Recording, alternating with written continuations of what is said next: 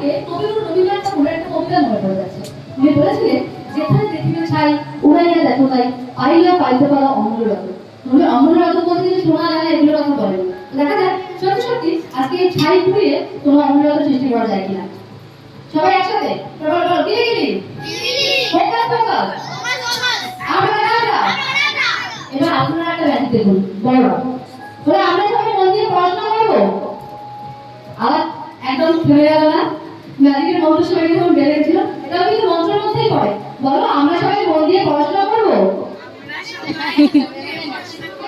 বাবা মায়ের সব কথা শুনবো,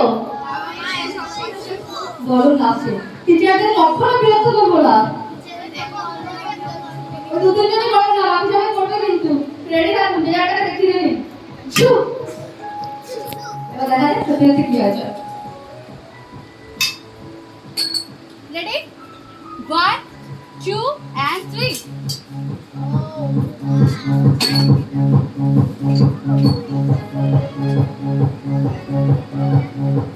এবারে ঘন্টায় প্রায় 200 কিলোমিটার বেগে একটা ফাউন্টেন তৈরি হবে। তোমাদের সকলে হাততালির সাথে রেডি?